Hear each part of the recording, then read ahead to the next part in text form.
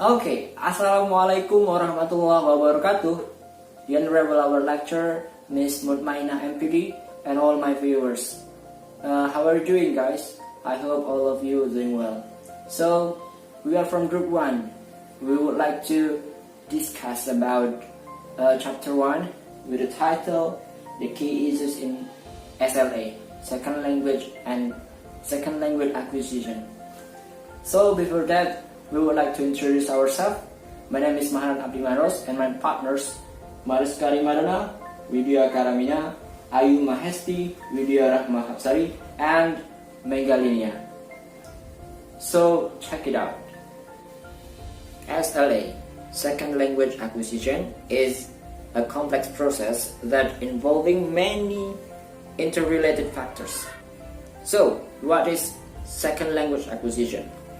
SLA, sometimes called Second Language Learning, otherwise referred to as L2, is the process by which people learn a second language. Second language acquisition is also the scientific discipline devoted to studying that process. SLA as a uniform phenomenon. No, SLA is not a uniform and predictable phenomenon. So why there is no single way in which learners acquire knowledge of a second language. SLA is product of many factors pertaining to the learner on the one hand and the learning situation on the other. How about first language acquisition? Second language acquisition stands in contrast to first language acquisition.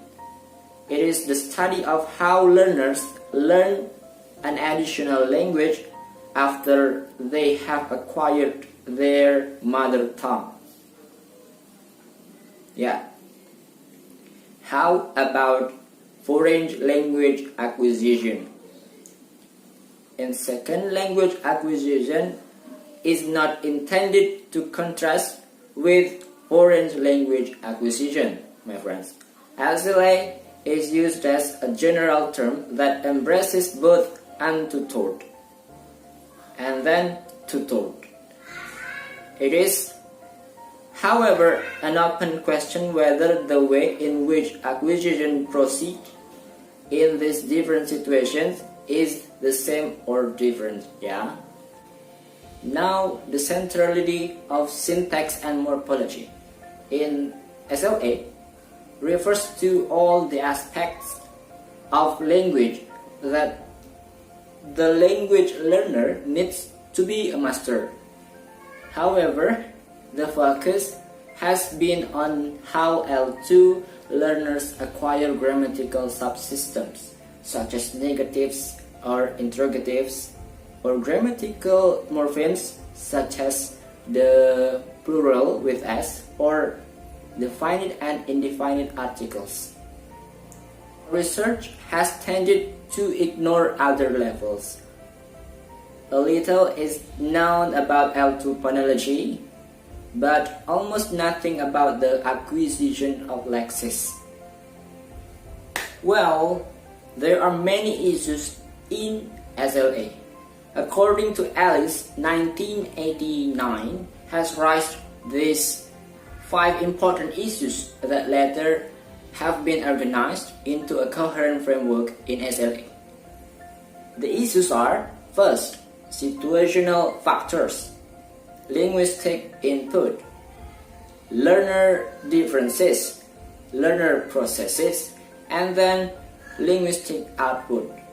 Now, all the factors as well as the key issues are important in determining our action in teaching and learning of second language. And my friends will explain about all of those. Next presenters! Assalamualaikum warahmatullahi wabarakatuh. I'm Marizka Rimadhona, and now I will explain the next material from second language equations. The first one is competence versus performance. So, what is competence?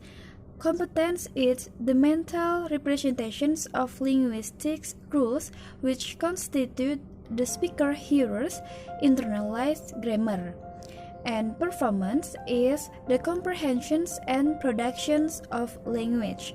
So, a distinction is often made between competence and performance, statement by Chomsky in 1965. Language equation studies are interested in how competence is developed. However, because competence is not open to direct inspections, it's necessary to examine how the learner performs. Okay, and next I will explain about equations versus learning. Based on Ellie's statement in 1985, equations and learning are not real distinctions. Equations is sometimes contrasted with learning on the assumptions that these are different processes. Equations picking up a second language through exposure and its subconscious. And then learning conscious study of a second language. Next is the role of the first language. There are 5 statements in here.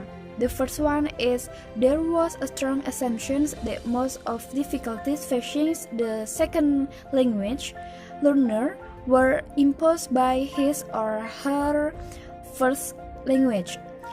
The second is from the difference.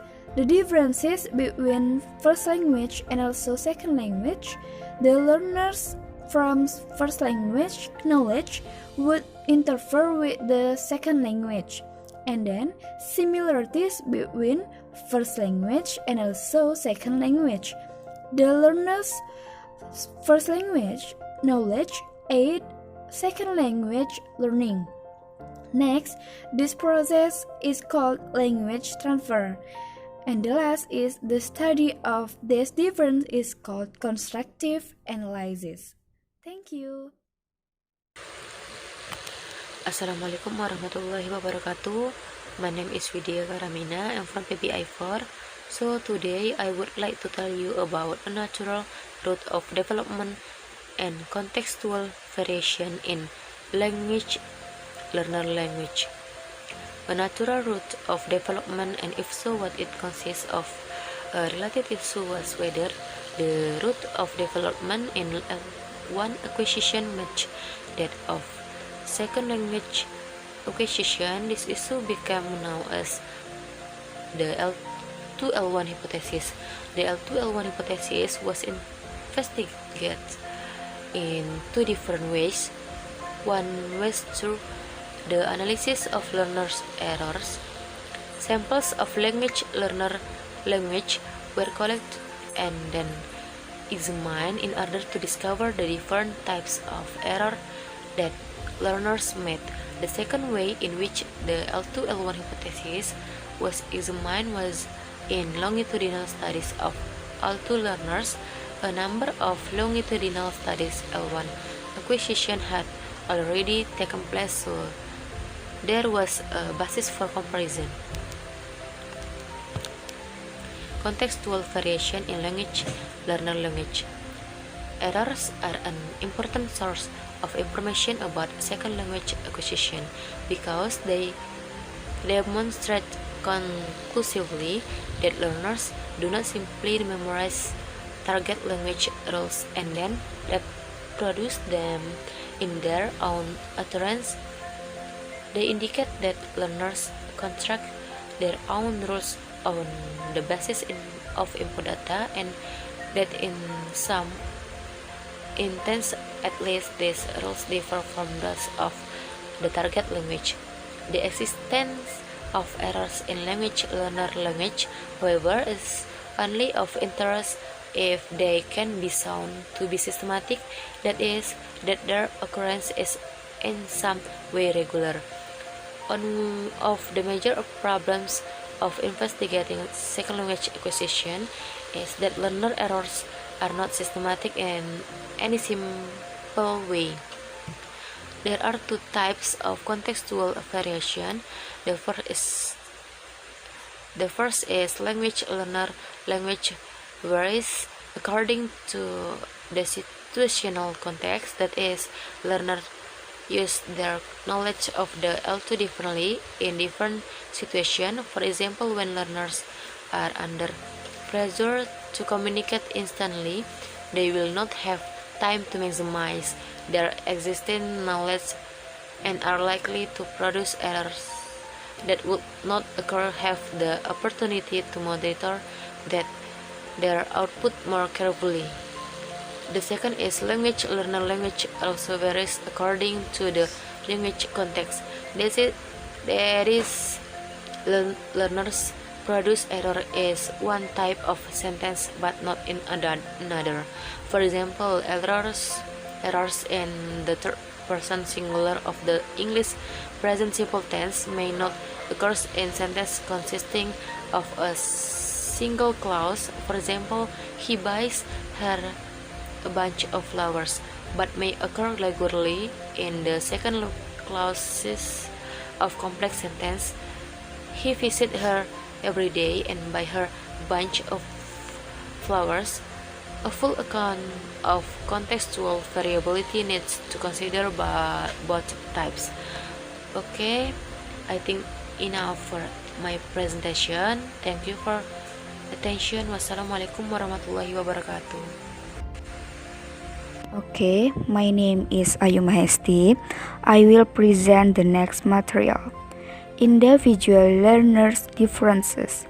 SLA research has examined 5 general factors that contribute to individual learners' differences in some depth. These are age, aptitude, cognitive style, motivation, and personality. Before that, whether adult learns a L2 in the same way as children? Okay, the answer is SLA are not the same, because adults have a greater memory capacity and are also able to focus more easily on the purely formal features of a language. The comparison of child and adult SLA needs to be undertaken in 2 parts. First, it needs to be shown whether the learning route differs. Second, the rate at which adults and children learn needs to be investigated. The commonly held view that children are more successful learners than adults may not be substantiated by empirical research.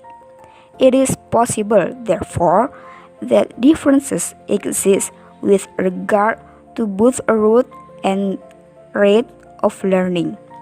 It is also possible that differences exist in rate, but not necessarily with children as the more successful learners, but not in route. Finally, it is possible that no significant differences exist in either route or rate. The next topic that I will present is the role of the input. SLA can take place only when the learner has access to L2 input. The input may be in the form of exposure in natural settings or formal instruction. It may be spoken or written. A central issue in SLA is what role the input plays. Early theories of SLA, based on the notion of habit formation through practice and reinforcement, emphasize the importance of the input. The whole process of learning could be controlled by presenting the L2 in the right size doses and ensuring that the learner continued to practice until each feature was overlearned or automatic. Learning a L2 was like any other kind of learning. It consisted of building up chains of stimulus response link which could be controlled and shaped by reinforcement. I will explain about learner processes.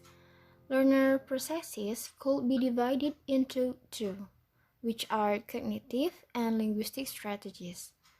The cognitive strategies are often referred as learner strategies.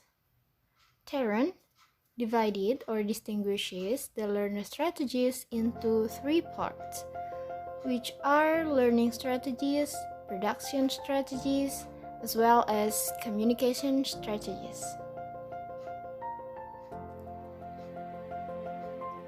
As for the learning strategies, it is the process where the learner consciously or unconsciously acquires the language through the activities such as memorization, drilling, or inferencing. And the second strategies can be defined as the process of using the language that he or she has acquired. For instance, a Malay student trying to write a short story in English language, which has never been done before. These production strategies involve the process of eliciting thoughts as well as judgment towards the language that he or she uses. And the last part of learning strategies is the communication strategies. The learner attempts to communicate in the second language but could not fully produce the language effectively due to lack of linguistic knowledge. As for the linguistic strategies, it is the process involving universal principles of grammar, which the learner is innately endowed.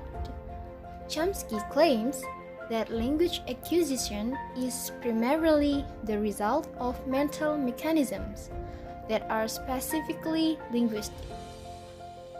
Chomsky proposes that there is a language acquisition device that contains the knowledge of linguistic universals.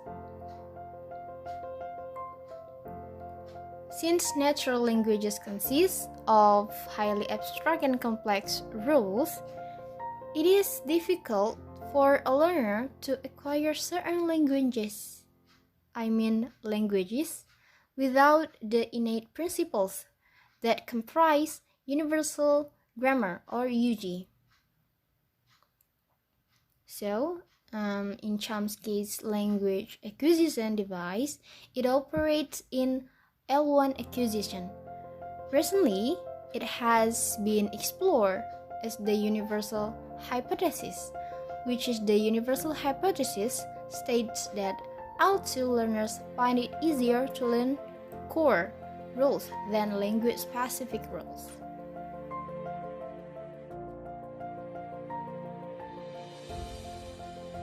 Assalamualaikum warahmatullahi wabarakatuh. My name is Linia Pratiwi. I'm from PBI4.